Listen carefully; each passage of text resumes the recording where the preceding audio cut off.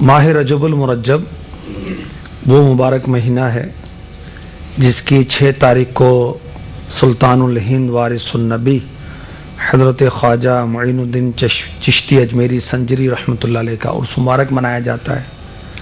15 تاریخ کو امام جعفر صادق رضی اللہ تعالی عنہ کا عرس منایا جاتا ہے۔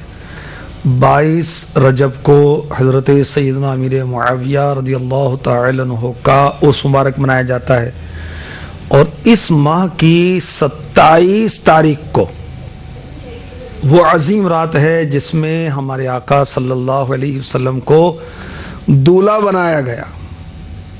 باراتی کون تھے؟ فرشتے، سبحان اللہ۔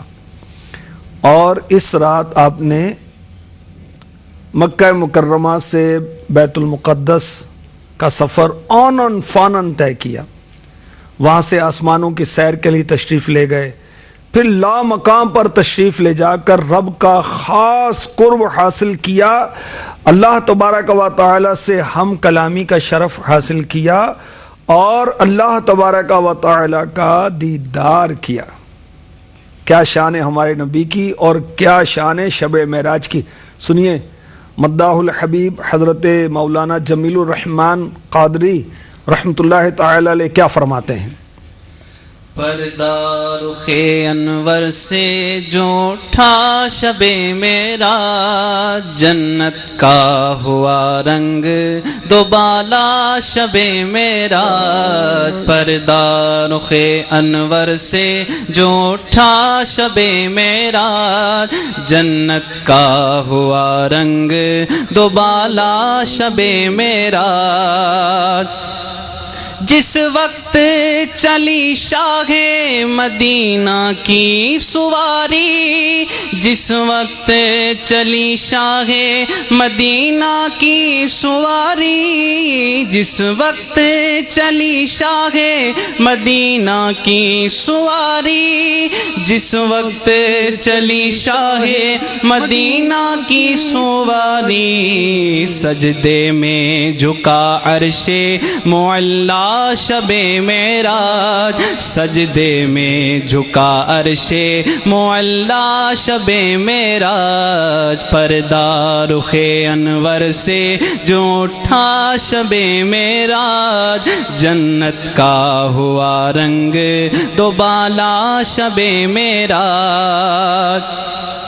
اے صلی علی بزم تدلی میں پہنچ کر، اے صلی علی بزم تدلی میں پہنچ کر، اے صلی علی بزم تدلی میں پہنچ کر، اے صلی علی بزم تدلی میں پہنچ کر، اس ذات میں گم ہو گئے آقا شب معراج، اس ذات میں گم ہو گئے آقا شب معراج۔ پردہ رخ انور سے جو اٹھا شب معراج، جنت کا ہوا رنگ دوبالا شب معراج۔ جب پہنچے مقام فتح اللہ پہ محمد، جب پہنچے مقام فتح اللہ پہ محمد، جب پہنچے مقام فتح اللہ پہ محمد، جب پہنچے مقام فتح اللہ پہ محمد، خالق سے رہا کچھ بھی نہ پردہ شب معراج، خالق سے رہا کچھ بھی نہ پردہ شب معراج۔ پردہ رخ انور سے جو اٹھا شب معراج، جنت کا ہوا رنگ دوبالا شب معراج۔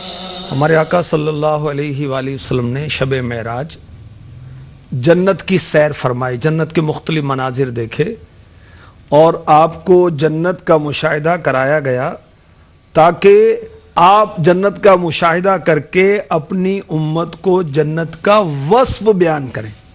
اللہ ہمیں اپنے کرم سے جنت عطا فرما دے۔ یاد رکھیے جو جنت کے لیے سوال کرتا ہے، دعا کرتا ہے اللہ کی بارگاہ میں، تو جنت بھی اس کے لیے دعا کرتی ہے کہ یا اللہ اس کو جنت عطا فرما دے۔ ہمارے آقا صلی اللہ علیہ وآلہ وسلم نے جنت میں چند بلند و بالا محلات دیکھے۔ ان بلند و بالا محلات کے بارے میں جب پوچھا تو جبریل امی علیہ السلام نے عرض کی یہ بلند و بالا محلات غصہ پینے والوں اور لوگوں سے عفو درگزر کرنے والوں کے لیے ہیں، اور اللہ تعالیٰ احسان کرنے والوں کو پسند فرماتا ہے۔ اب وہ عاشقان رسول جن کو بات بات پہ غصہ آتا ہے تو سوچیں کہیں اس جنتی محل سے محرومی نہ ہو جائے۔ تو غصہ آتا ہے، آنے پر کنٹرول نہیں ہو سکتا، بھائی ضبط تو کر سکتے ہیں نا اس کو، اس پر غیر شرعی نفاذ سے تو اپنے آپ کو روک سکتے ہیں اور روکنا چاہیے، کیونکہ جس کا غصہ کسی گناہ کے بعد ہی ٹھنڈا ہوتا ہے اس کے لیے جہنم کا ایک دروازہ مخصوص ہے۔ اللہ کی پناہ، اللہ کی پناہ۔ اب غصہ آیا تو ہم نے جھاڑ دیا، غصہ آیا تو اس کی بے عزتی کر دی، اس کی دل آزاری کر دی، اس کو مار دیا، اس کو گالی دے دی، لڑے بھڑے زخمی کر دیا، قتل کر دیا، نہیں دیکھتے کہ سامنے کون ہے اور زبان چلا رہے ہیں۔ تو غصے پر قابو کرنا چاہیے، قابو پانا چاہیے، اور عفو درگزر معافی سے کام لینا چاہیے۔ جو خوش نصیب ایسا کرے گا، غصہ پی لے گا اور لوگوں کو معاف کر دے گا، سبحان اللہ، اس کے لیے جنتی محلات ہیں، وہ محلات جسے شب معراج میرے مصطفیٰ کریم صلی اللہ علیہ وآلہ وسلم نے ملاحظہ بھی فرمایا۔ تو یاد رکھیے غصہ جو ہے بہت سارے گناہوں کی جڑ ہے، جڑ۔ غصہ آئے گا تو جس سے غصہ آیا اس سے حسد بھی پیدا ہوگا، اور حسد بھی جہنم میں لے جانے والا کام ہے۔ جس پر غصہ آتا ہے پھر انسان اس کی غیبت بھی کرتا ہے، اس کی چغلیاں بھی کھاتا ہے، اس کے لیے دل کے اندر کینہ بھی آ جاتا ہے، اس سے تعلقات ختم کر لیتا ہے، بعض اوقات جھوٹ بھی بول دیتا ہے، اس کے بارے میں جھوٹے الزام لگا دیتا ہے، اس کو حقیر جانتا ہے، گالی گلوچ کرتا ہے، اس کو حقیر جانتے ہوئے تکبر کا شکار ہوتا ہے، مار دھاڑ کرنے سے باز نہیں آتا، اس کا مذاق اڑاتا ہے، تعلقات ختم کر لیتا ہے، بے مروتی کا اظہار کرتا ہے، شماتت کرتا ہے۔ شماتت کیا ہوتی؟ کسی کی تکلیف پر خوش ہونا اور احسان فراموشی۔ یہ اندازہ لگائیں بہت ساری برائیاں غصے کی وجہ سے جنم لیتی ہیں۔ غصے کا علاج رسالہ پڑھ لیں میرے مرشد کا، انشاءاللہ عز و جل آپ کو غصے کا علاج کرنے میں آسانی ہو جائے گی۔ امام حسن بصری رحمۃ اللہ تعالی علیہ فرماتے ہیں، غصہ کرنے والے کو ڈانٹتے ہوئے فرماتے ہیں، جو غیر شرعی غصہ کرتے ہیں، اے آدمی غصے میں تو خوب اچھلتا ہے، کہیں اب کی اچھال تجھے دوزخ میں نہ ڈال دے۔ اللہ کی پناہ، اللہ کی پناہ، اللہ کی پناہ۔ تو بہرحال یہ آپ غصے کا علاج رسالہ پڑھ لیں گے تو اس کے بارے میں معلومات ہو جائے گی۔ تو شب معراج والے دولہ صلی اللہ علیہ وآلہ وسلم نے جنت کی سیر فرمائی، جنت میں بلند و بالا محلات دیکھے جو کہ غصہ پینے والوں کے لیے تھے اور معافی دینے والوں کے لیے تھے۔ شہنشاہ مدینہ قرار قلب و سینہ، فیض گنجینہ، صاحب معطر پسینہ، قرار قلب و سینہ صلی اللہ تعالی علیہ وسلم فرماتے ہیں، جنت میں نے ایک محل دیکھا، اس کے صحن میں ایک عورت تھی۔ میں نے کہا یہ محل کس کے لیے؟ کہا عمر کے لیے رضی اللہ تعالی عنہ۔ شب اسرا کے دولہ صلی اللہ علیہ وسلم فرماتے ہیں کہ میں نے اس محل کو اندر جا کر دیکھنے کا ارادہ کیا، پھر اے عمر تمہاری غیرت یاد آ گئی۔ یہ سن کر حضرت سیدنا عمر فاروق اعظم رضی اللہ تعالی عنہ نے عرض کی، یا رسول اللہ میرے ماں باپ آپ پر قربان، کیا میں آپ پر غیرت کر سکتا ہوں؟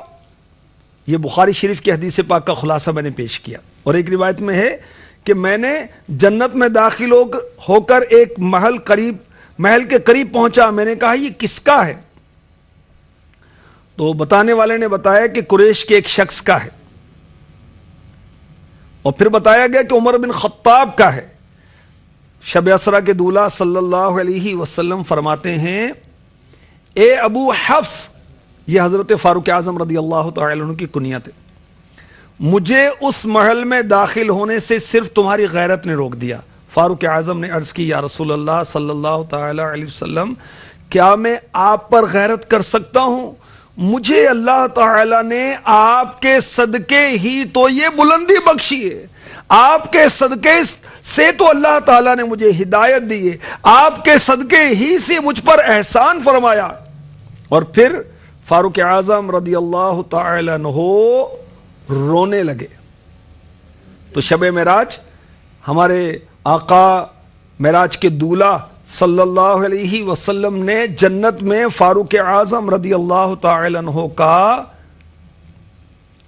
محل، جنتی مکان ملاحظہ فرمایا۔ فاروق اعظم کی کیا شان ہے، وہی تو قطعی جنتیوں کے سردار ہیں۔ یہ تو ہمارے آقا صلی اللہ علیہ وسلم نے ارشاد فرمایا، جب مجھے آسمان کی طرف لے جایا گیا، میں جنت میں داخل ہوا، وہاں میری ہتھیلی پر ایک سیب رکھا گیا اور اس سے ایک پسندیدہ حور نمودار ہوئی۔ اس جنتی حور کی آنکھوں کے کنارے گدھ کے پروں کے ابتدائی سروں کی مثل تھے۔ میں نے پوچھا، تو کس کے لیے ہے؟ اس جنتی حور سے شب اسرا کے دولہ صلی اللہ علیہ وسلم نے پوچھا، تو کس کے لیے ہے؟ اس جنتی حور نے کہا، میں خلیفہ عثمان بن عفان کے لیے ہوں، جو آپ کے بعد ظلماً قتل کیے جائیں گے۔ تو شب معراج کے دولہ صلی اللہ علیہ وسلم نے جنت میں اس جنتی حور کو بھی ملاحظہ فرمایا جو عثمان غنی رضی اللہ تعالی عنہ کے لیے اللہ تعالی نے پیدا فرمائی۔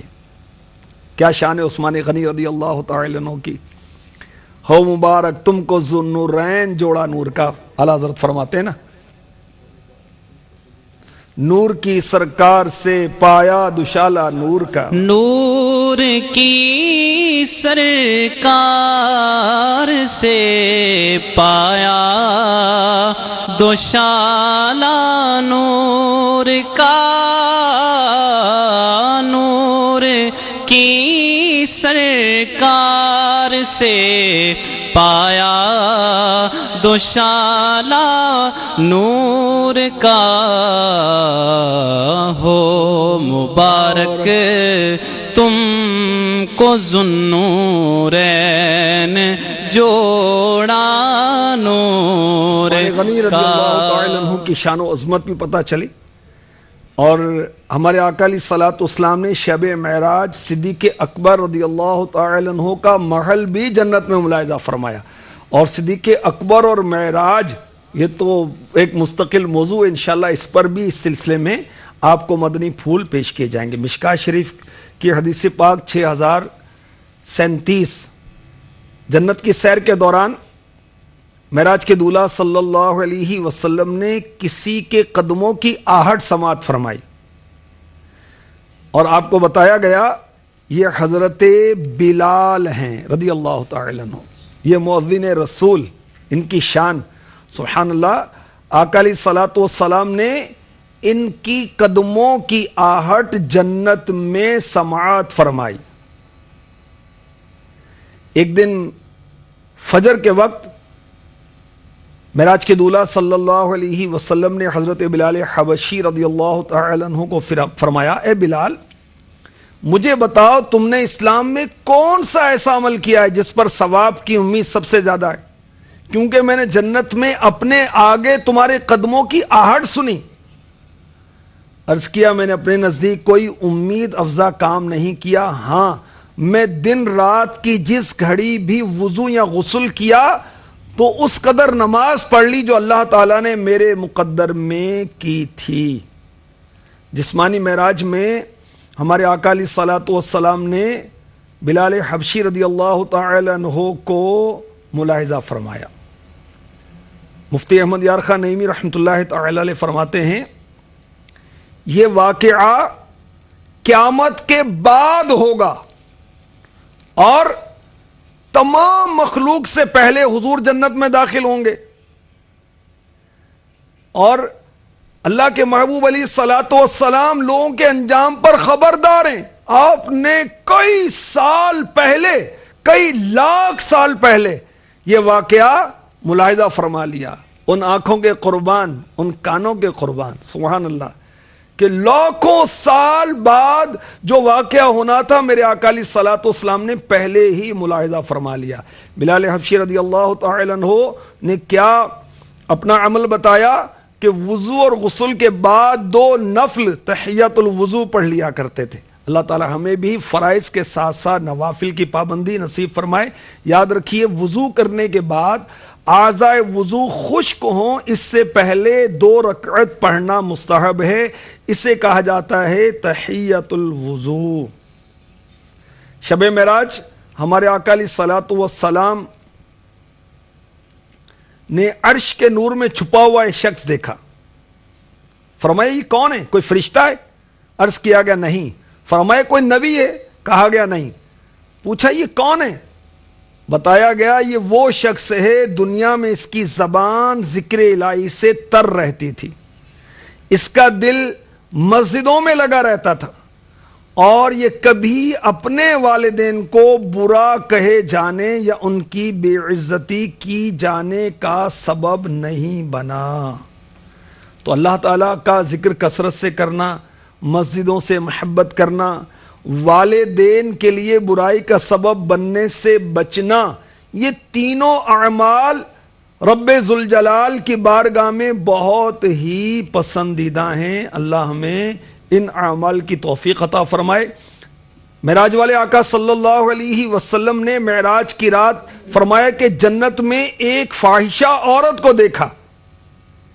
اس کے بارے میں پوچھا تو عرض کیا گیا یہ عورت ایک کنویں کے کنارے کتے کے پاس سے گزری جو پیاس سے ہانپ رہا تھا. تو اس عورت نے اپنا ازار کنویں میں لٹکا کر تر کیا اور پھر کتے کے حلق میں نچوڑ دیا اور کتا سیراب ہو گیا، اس کی پیاس بجھ گئی. تو اللہ تعالی نے اس سبب سے اس فاحشہ عورت کی مغفرت فرما دی. جانوروں پر رحم کرنا چاہیے، جانوروں کو تنگ نہیں کرنا چاہیے. ہمارے ہاں پاکستان میں عموماً کتے اور بلیاں نظر آتے ہیں تو ان کو مارنا نہیں چاہیے، ان کو خام خواہ ایذا نہیں دینی چاہیے. ہمارے آقا صلی اللہ علیہ وسلم کی بارگاہ میں کسی صحابی نے عرض کی یا رسول اللہ مجھے بکری ذبح کرنے پر رحم آتا ہے. فرمایا اگر اس پر رحم کرو گے اللہ تعالیٰ بھی تم پر رحم فرمائے گا. تو جانوروں پر رحم کرنا چاہیے. اللہ تعالیٰ ہمیں نصیب فرمائے اور شب اسرا کے دولہ صلی اللہ علیہ وسلم کی کامل محبت ہمیں عطا ہو جائے انشاءاللہ بشرط صحت و زندگی.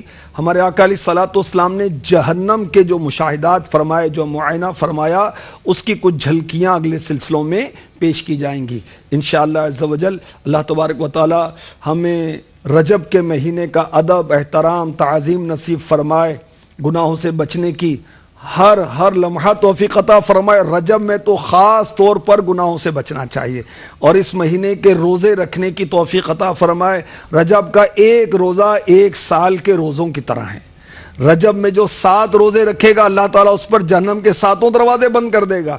جو رجب میں 8 روزے رکھے گا اللہ تبارک و تعالیٰ جنت کے 8 دروازے اس کے لیے کھول دے گا. جو رجب میں 10 روزے رکھے گا اللہ تبارک و تعالیٰ اس کی ہر دعا کو قبول فرمائے گا، جو مانگے گا اس کو دیا جائے گا. جو رجب میں 15 روزے رکھتا ہے سبحان اللہ، اس کو ایک منادی ندا دے گا کہ تیرے گناہ بخش دیے گئے، تو اپنا عمل پھر سے شروع کر، تیری ساری برائیاں نیکیوں سے بدل دی گئیں. اللہ ہمیں رجب کے روزے نصیب فرمائے. آمین بجاہ النبی الامین صلی اللہ تعالی علیہ وسلم.